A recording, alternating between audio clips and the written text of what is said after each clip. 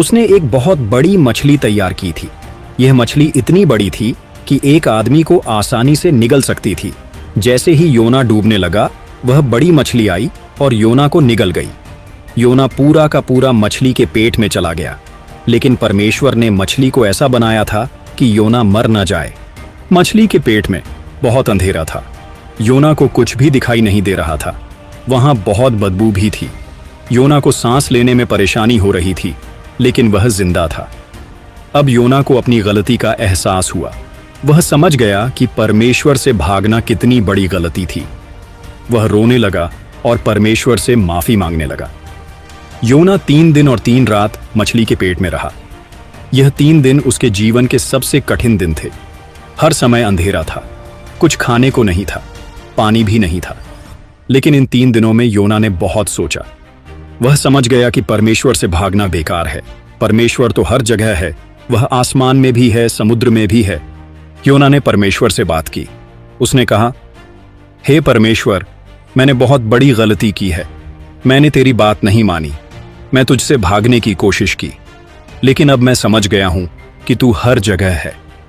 वह आगे बोला, मैं मरने के करीब था, लेकिन तूने मुझे बचाया। मैं समुद्र में डूब रहा था, लेकिन तूने इस मछली के द्वारा मुझे बचाया। तू कितना दयालु है। योना ने परमेश्वर से वादा किया, अगर तू मुझे यहां से निकालेगा तो मैं तेरी हर बात मानूंगा। मैं नीनवे जाऊंगा और वहां के लोगों को तेरा संदेश दूंगा। मैं फिर कभी तुझसे नहीं भागूंगा। 3 दिन बाद परमेश्वर ने मछली को आदेश दिया। मछली समुद्र के किनारे आई और योना को उगल दिया। योना फिर से सूखी जमीन पर आ गया। योना खुशी से रो पड़ा। उसे लगा जैसे वह दोबारा जन्मा हो। उसने परमेश्वर का धन्यवाद किया। वह जानता था कि परमेश्वर ने उसे दूसरा मौका दिया है। अब परमेश्वर ने फिर से योना से कहा, योना उठो और नीनवे जाओ।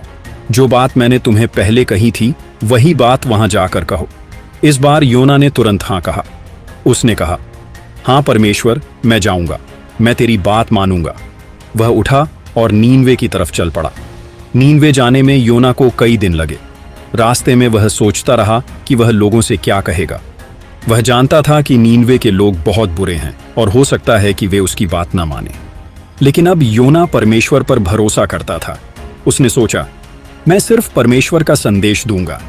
जो होगा परमेश्वर की मर्जी से होगा। नीनवे बहुत बड़ा शहर था। इसे पूरा घूमने में 3 दिन लगते थे। यहाँ लाखों लोग रहते थे।